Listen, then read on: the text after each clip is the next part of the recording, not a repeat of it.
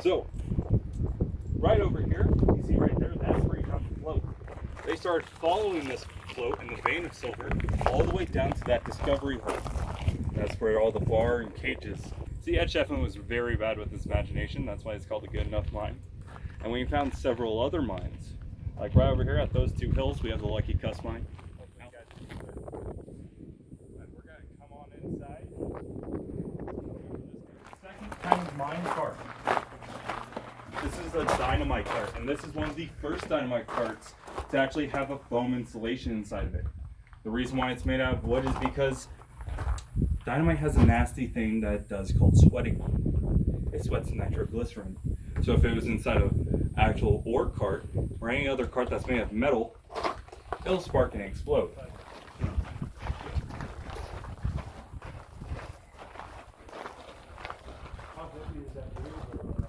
Now we're going to get inside the mine inside.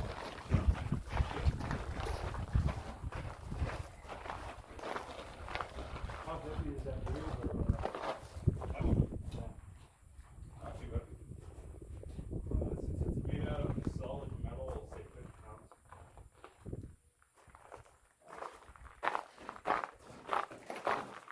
Alright, welcome to the Good Enough Mine. Anyone want to take a guess on what this mine cart is?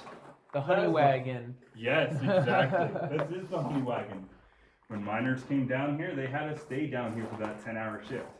They worked down here, they ate down here, and when nature called, they used it down here. Alright, actual flat area. So, when your buddy's using the honey cart, I know if I was there back then, I'd like to mess with them.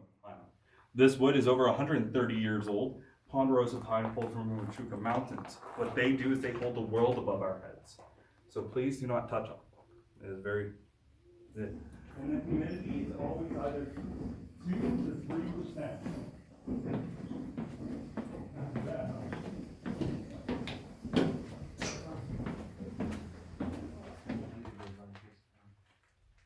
Well, I'm glad you joined us.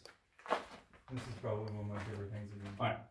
So as you notice, we are walking everywhere on this tour, mostly because it's a primitive tour. So right down here is a drift. Now I'm going to cover a lot of bases right here with this drift. The walls of a mine are called ribs. The back or the ceiling of the mine is called a back. A hallway is called a drift, and rooms are called stopes, S-T-O-P-E. Really cool. Now this drift has a really nice purpose. This leads right under the Crystal Palace. This right here is what we call miner's popcorn. If you're in a mine, cave popcorn, if you're in a cave, or if you know what it's called a bug, a VUG, or calcium carbonate. So this right here is 100% Tums. Oh yeah, they just color it so you can put it in your mouth. This is also what rock candy is made out of. All they do is sweeten it and color it. It's actually not too bad. It's actually okay to eat because it is calcium carbonate. This is our money. This is silver. 99% of silver ore actually looks like this. Only 1% of silver ore is actually what we call true silver, that pretty silver rock. And right here, we believe this rib right here goes anywhere from 3/4 of an inch to an inch left. We're actually standing in the remnants of a 60-foot vein. Oh yeah, pretty cool. We actually don't know why they left it here, but I have a few guesses. One of them is the miners are really good at what they do. And they probably left this here for stability reasons. As you can see, this mine has been here for over 141 years. Not too bad, like I was talking about earlier. This is what we call gobbing. So what gobbing does is it allows for two purposes. One, to clean up the mine, because mind you, they have to take every remnant of rock upstairs from the 170-foot level up with burlap sacks on their back. They usually weigh anywhere from 70 to 120 pounds. Ugh. So they decided to help support the mine as well. As you can see, the rock goes all the way up and touches the ceiling. And here's a ponderosa pine as well. This is also 141 years old as well. This right here also serves two purposes. This is another rock pillar. If you see this cracking, sliding, or move, that means it's an early indicator that the mine has shifted. It also supports the mine as well. Okay. And when they did pack in dynamite, right here is what we call the valley or our prehistoric room. As you can see, it looks a lot like the Grand Canyon, but underground. All right. So As you can see, there's layers. That's because Arizona at one point was below the ocean floor. We have found microorganisms here, or prehistoric fossils, that date back to 200,000 years. That brings us to this right here. Right here is prehistoric plant life, over 200,000 years old. This at one point was under the ocean floor. That also brings us to this pretty blue rock. So this is what we call Chrysocolla, the sister rock to turquoise. Turquoise is phosphorus base. Chrysocolla is silica base. What that means in layman's terms is turquoise is a lot harder. This right here is a sure indicator that there's some precious metal down here. So silver, copper, gold, and other materials. These are over 130 years old. These serve as our early warning system. If these shift, fall out, or do anything, that means the mine has shifted as well.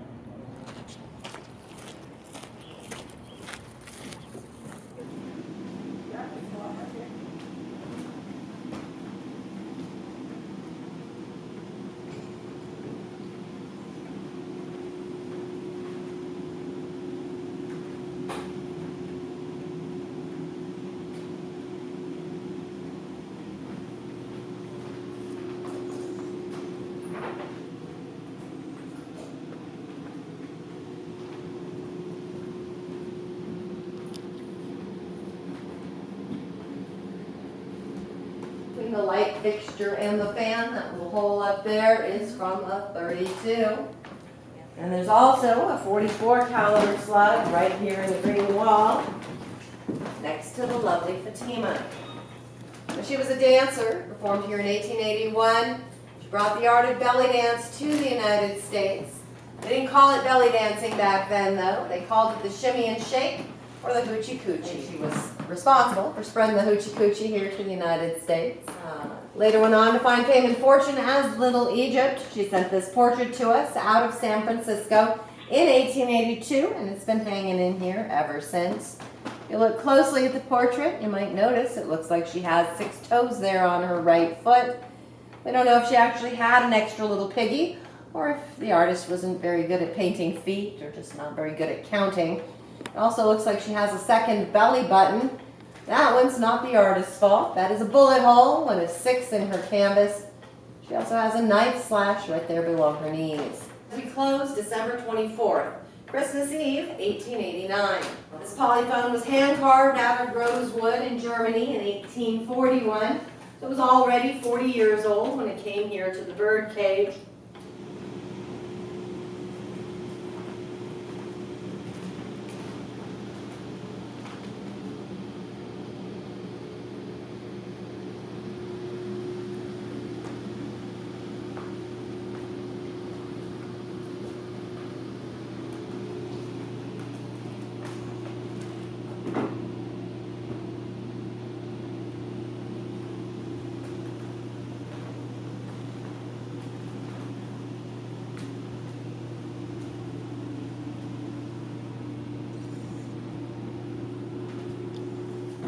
So this is our gambling hall and theater. You can see the hand-painted stage and curtain at the far end of the room. Upstairs, you can see the birdcage cribs where our ladies would entertain. They were decorated with the finest hand-painted French wallpaper. The little love seat up there had a hinge on it. It would fold out into a bed. The door would slide shut in the back. The curtains would close in the front. I'll leave the rest of that story up to your imaginations. The front of our cribs are decorated with woodcut prints that were smuggled out of Sweden in 1883. They have been adorning our cribs ever since. If you look up in the ceiling, you can see some more of those 140 bullet holes. You can almost tell where the rows of benches were because there's a row of holes up in the ceiling above. Not all the holes up there are from bullets. We had some aerial acts here. The show bills from out front, the Human Fly Act. That was one of the acts that performed here. This was a traditional Victorian-era thrill act. What that means is scantily clad women doing death-defying tricks. So these girls were trapeze artists. They'd be up on their trapeze, do tricks and flips. And then for the finale, they'd dismount onto the ceiling and walk around like flies. Their secret was that there were magnets in their boots. There was a steel plate up on the ceiling. The audience didn't know that, and they didn't really care. So when the ladies' feet went north, those skirts went south. Made for a popular act here at the birdcage.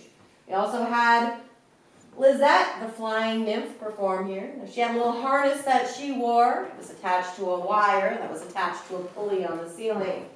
Her assistant would pull on that wire, allowing her to soar above the audience.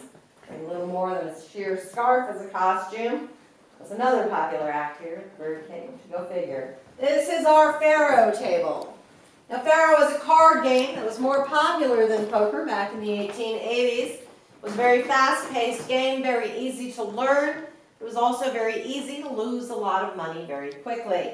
The reason for that is faro highly favors the house, so much so that it is not legal to play faro for money in Arizona any longer. Faro is also known by its nickname, Bucking the Tiger. The reason for that nickname is the game was very fast-paced. There was a lot of flipping of the cards, and those cards had a tiger on the back. Easy to see how it came by that nickname. Doc Holliday dealt faro here from time to time when he was in town to earn a little extra cash. So he'd sit at that back chair next to the saddle dealing. Doc was here dealing faro and drinking one day when he saw Johnny Ringo, who'd also been drinking, come in. Doc hollered over to Johnny, "Hey Johnny, why don't you come buck the tiger? It's the gutsiest game in town." Over here on this display cabinet, I have one of our more famous ghost pictures. This was taken by a gentleman who was part of a paranormal group here in 2006. The gentleman who took the photograph was down in the basement there below the stage, standing at the bottom of the stairs, looking up toward the stage. Yeah. So this stairway is where that first picture I showed you was taken. As you can see, Morgan Earp is in his casket up there at the top of the stairs. The gentleman who took the photo was down here on the floor. We also had a manager in our office watching the video cameras. She could see some boots and spurs coming down that staircase. It's not unheard of here in Tombstone. We had a couple gentlemen come through here in boots and spurs last week. These boots, though, didn't have any legs in them. Manager thought she must be seeing things, but she came down here to check it out. This room is heated just like the rest of the building, but those cold spots happen when there's paranormal activity. This is the poker room where the West's longest running poker game took place. The game in here went on for 8 years, 5 months, 3 days, non-stop. Wasn't the same players though. They had a waiting list that could be up to 3 days long to get into the game. When a player went bust or decided to cash in their chips, they tipped the chair up like that one. A runner would be dispatched to go find the next name on the waiting list. Now, in a town the size of Tombstone today, it's not too hard to find somebody. Allen Street's only 3 blocks long. But in the 1880s, Allen Street was 16 blocks long. It could take a while to find somebody.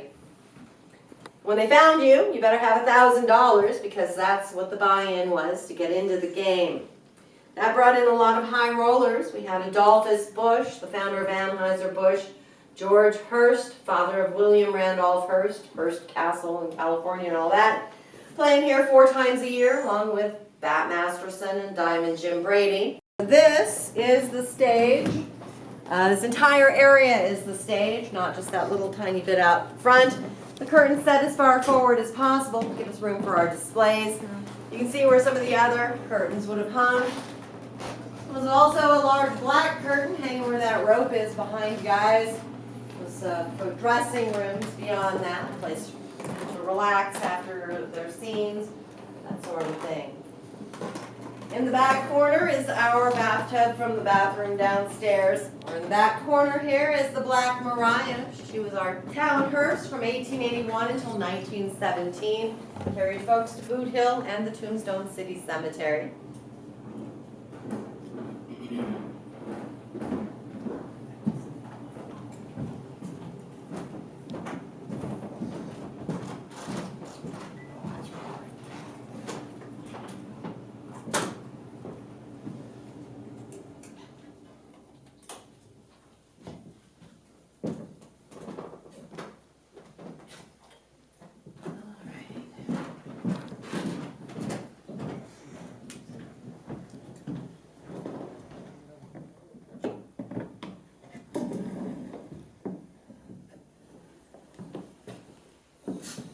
Alrighty.